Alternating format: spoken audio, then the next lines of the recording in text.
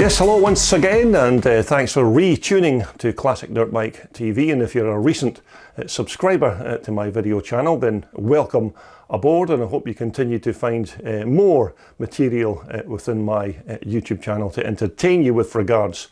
looking at these old school type of vintage racers. Now, I hope you enjoyed my previous video on that lovely Rind Tut Wasp three-wheeler, because we're back to our solos once again, and in this next video we're going to take a look at a lovely little 1977 CR125 Mugen Honda, and this particular bike belongs to Steve Holloway. So let's jump straight into that video and take a look at this lovely 125. Okay, so this next bike that we're going to feature here is another cracking looking two-wheeler, and an iconic machine from the golden days of the fabulous 1970s. And this example here is Steve Holloway's 1977 Mugen CR125 Elsinore Honda. Now, I just managed to grab these short clips and a few pictures of Steve's little bike just before it was about to take to the track at the 2023 Kendall Classic Revival Scramble, and Steve's CR125 here was just one of a mountain of classic 125s that were attending this event, because the upsurge in the popularity of these vintage 125s in the south of England is certainly gaining momentum, and there never seems to be a lack of interest when it comes to getting riders to sign up to take part in these 125 races. Such is their popularity at this time. Now, as you've no doubt gathered by now, Steve's little pocket rocket isn't your bog standard 77 125, because of it being the Mugen variation of Elsinor's, which is basically your stock Honda 125 with a few of Mugen's trick parts bolted onto it to give it a bit of a boost in terms of power and overall performance. Now, to be fair, Steve did furnish me with a few details of the bike on the day, but as usual, when I'm busy filming an assortment of different makes and models of machines over the course of the day, then some of the finer details can get kind of lost in transition, shall we say, but I'll try and recall as much information as I can remember. And so we'll begin with the bike's chassis, which Steve told me that his Mugen still has its standard frame from 1977, and no mods or refabrication had taken place, so it's still basically the same tubular steel frame from that year. And this rear swing arm is again more or less the standard item from 1977, although I have seen a few different variations of replacement alloy swing arms being bolted onto these little Elsies, but this part here on Steve's bike certainly appears to be the original for its year. And if my aging memory serves me correctly, I'm pretty sure that these 125 Elsinores came from the factory with a side stand that was fixed onto this little lug here behind the footrest. But most riders did tend to remove them to keep the weight down on the bike and to stop them rattling about against the frame while they were on the track. But as we move on to our Honda's power plant, which is a little compact 125 piston port two-stroker that I think had a 6-speed gearbox back in the day, and even in its standard trim, this was still a fantastic little engine that just loved to be revved, and even for such a small two-stroke, I think it still pumped out around the 24 horsepower mark, and that's before any tuning or bolting on the Honda Mugen upgrades. Now, I was never really furnished with any of the details of any of the Mugen engine parts that were fixed into this motor, but I'd be quite surprised if it's not got things like an upgraded piston and other tuning services done on the barrel and head. But normally all of the parts needed for a Mugen upgrade usually came in kit form, all ready to bolt onto the engine. But to feed our Mugen 125 with its fuel, it was a quite sizable Mikuni carburetor, which I'm guessing is more than likely another upgrade on the part that was fitted to this bike in 1977. But I also remember Steve making a point of telling me that his CR125 Honda had the Mugen Airbox fitted here underneath the bike seat. Now, just how much different this part is compared to the original Elsinore Airbox, I don't exactly know, but I expect that it's all part and parcel of improving the performance of this Elsinore 125. But if you're quite familiar with these 77 CR125s, then you'll already know that back in that year, these Elsinores came direct from the Honda factory with an underslung exhaust system that was routed underneath the bike's chassis, and it exited on the right hand side of the bike. But because this is the Mugen variation, it has this more modern style up and over the engine expansion chamber, which not only improves the engine's performance, but it also helps to keep the pipe away from any stones or other debris that would otherwise damage it. So it was simply an improved high level pipe as opposed to the Honda original that ran underneath the frame, and this new expansion chamber design led onto a small tailpipe that ran alongside that Mugen Airbox just underneath the bike seat.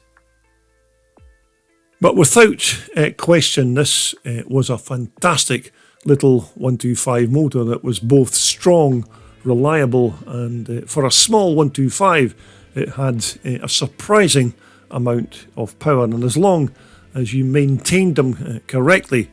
these were super reliable engines as well.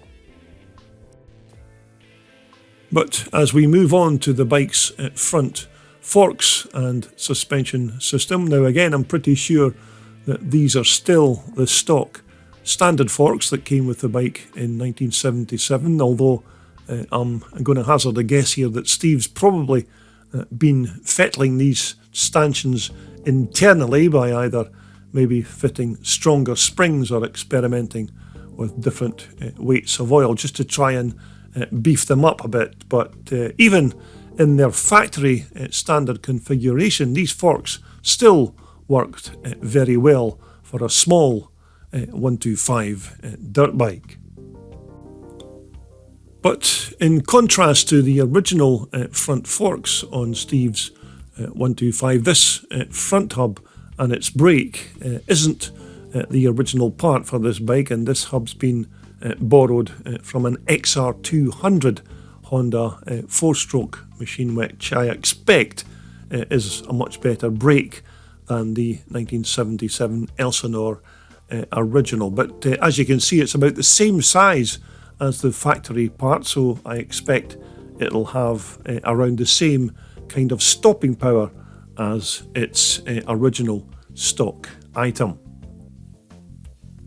But this rear hub and brake is also from an XR200, which is once more just a simple brake shoe and hub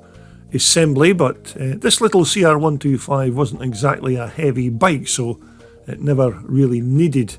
massive brakes to slow it down or bring it to a stop. Which of course brings us around to the bike's wheels, which as you can see are replacement Notaco alloy rims by XL, coloured black, of course, as it seems to be the trend these days on motocross bikes. But for me, personally speaking, putting black rims on a vintage or classic bike is a definite no-no for me, and I just can't help thinking of how good this little bike would have looked with a nice pair of polished alloys fitted onto it. But then again, that's what makes us all individuals, so if you want black rims on your old classic, then who am I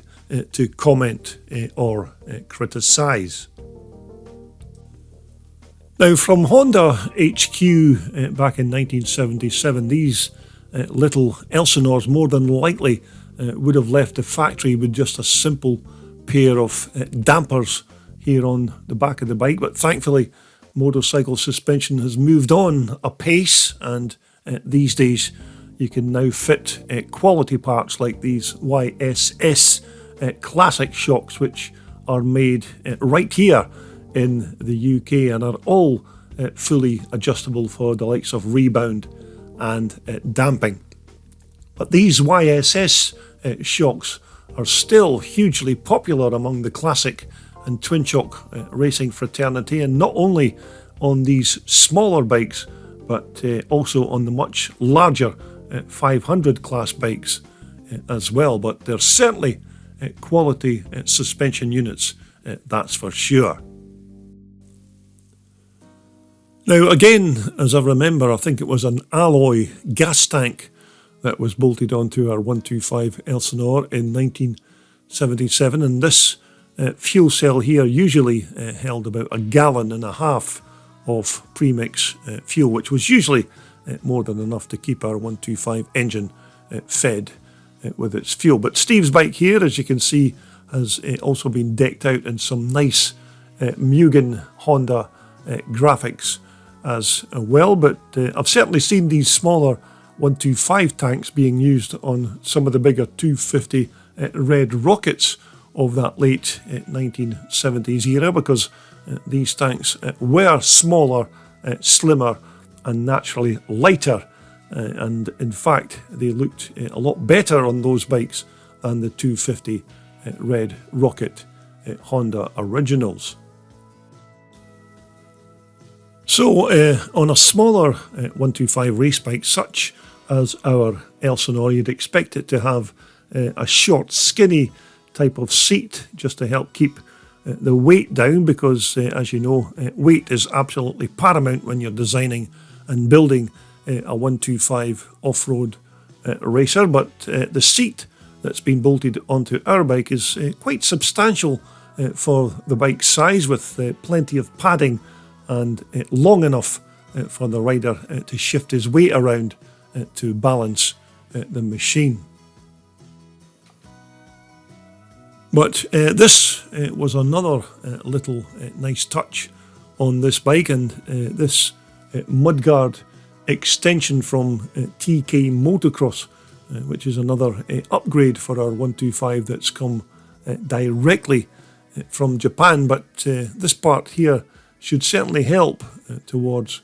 keeping dirt and stones and other kinds of track crud from hitting or damaging the bike's engine or expansion chamber